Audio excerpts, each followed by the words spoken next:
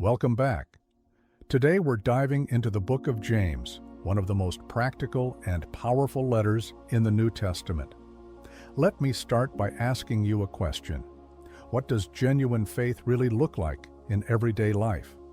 Is faith just about what we believe in our minds, or is it something we can see in how we treat people, how we speak, and the choices we make each day? Stay with me until the end of this video, because the book of James answers this question in a bold and direct way. By the end, you'll see why this short letter is sometimes called the Proverbs of the New Testament. The book of James was written by James, the half-brother of Jesus. Yes, you heard that right. James grew up in the same household as Jesus, but here's the surprising part. During Jesus' earthly ministry, James didn't believe in him as the Messiah. Imagine that. Living in the same home as Jesus, but not recognizing him for who he was. Yet after the resurrection, James had a powerful encounter that changed his life forever. He went from skeptic to believer, and eventually became the leader of the church in Jerusalem, one of the most respected voices in early Christianity. The letter of James was written around AD 48 to 62, making it one of the earliest New Testament writings. It was written to Jewish Christians scattered outside of Israel, who were struggling with persecution, poverty, and the challenges of living out their faith in a hostile world. Before we dive deeper, here are some key things to keep in mind. James writes in a style that feels like wisdom literature, similar to Proverbs. Instead of a long argument, he gives powerful short teachings about what it means to follow Jesus. The main theme is faith in action.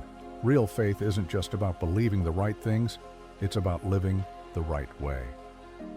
James addresses real-life issues: how we speak, how we treat people, how we handle trials, and how we live in humility before God.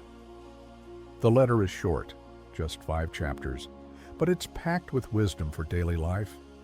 With that in mind, let's walk through the book of James together, chapter by chapter. Chapter 1, Faith Tested and Put into Action. James begins with a message about trials. Instead of complaining, James encourages believers to see trials as opportunities for growth. He says that when our faith is tested, it produces perseverance, and perseverance makes us mature and complete. Think about a person training for a marathon. At first, running even a short distance feels exhausting, but over time, those painful training sessions build endurance. In the same way, life's challenges build spiritual endurance when we trust God through them. James also reminds us that if we lack wisdom, we can ask God, who gives generously. But when we ask, we must believe, not doubt. Finally, he warns us not to just hear God's word, but to do what it says. Listening without obeying is like looking into a mirror, then walking away and forgetting what you look like. Imagine someone signing up for a gym membership, listening to all the instructions from the trainer, nodding their head, and then never actually exercising. The information won't help unless it's put into practice.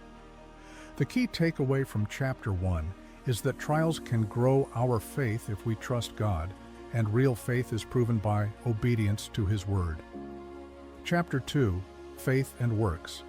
James tackles 2 big issues in chapter 2, favoritism and faith without works.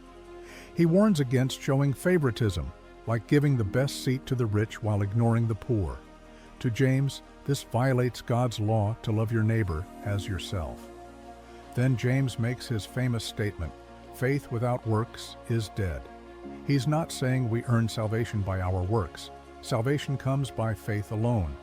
But James says real faith produces action. Abraham showed his faith by being willing to sacrifice Isaac.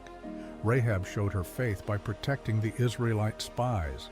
Imagine saying you love your friend but never showing up when they need help. Words without action are empty. In the same way, faith without action is dead.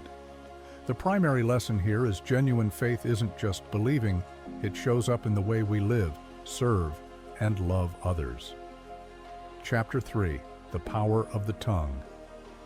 James now turns to our words. He compares the tongue to a tiny spark that can set an entire forest on fire. With it, we can bless God, but with the same mouth, we can tear down people made in God's image. Think about social media.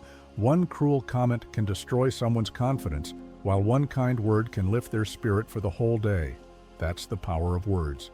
James also talks about wisdom. Earthly wisdom is full of jealousy and selfishness, leading to division. But heavenly wisdom is pure, peace-loving, gentle, and full of mercy. The central message is, our words reveal our hearts. Real wisdom from God brings peace, not division. Chapter 4, Humility and Submission to God. In Chapter 4, James addresses quarreling and selfishness. He says these fights come from desires battling within us. Instead of chasing our own way, we're called to submit to God, resist the devil, and draw near to him. James also reminds us that life is short, like a mist that vanishes. Instead of boasting about our future plans, we should say, if the Lord wills, we will do this or that. How often do we plan out our future without once asking God what He wants? James reminds us to live with humility, recognizing that we don't control tomorrow. It's important to note that true faith is humble, submitted to God, and focused on His will, not our own desires. Chapter 5, Warnings, Patience, and Prayer. James closes with 3 powerful topics. 1. A warning to the rich who exploit others. Wealth doesn't last, and injustice will be judged by God. 2. A call to patience. Just like a farmer waits for rain, we wait for the Lord's coming with endurance. 3. The power of prayer. If you're suffering, pray. If you're joyful, sing praise. If you're sick, call for prayer. James says prayer is powerful, giving the example of Elijah, whose prayers changed the weather.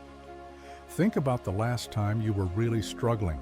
Did you try to fix it yourself, or did you turn to prayer first?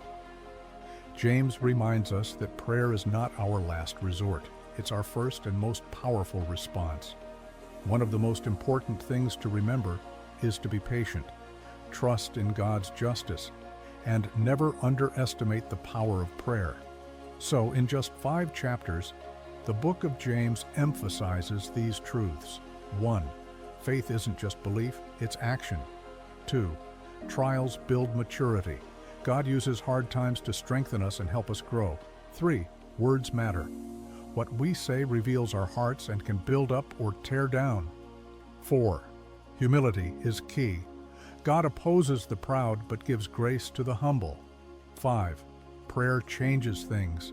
It is not weak but powerful, and God works through the prayers of His people. James reminds us that genuine faith is visible faith.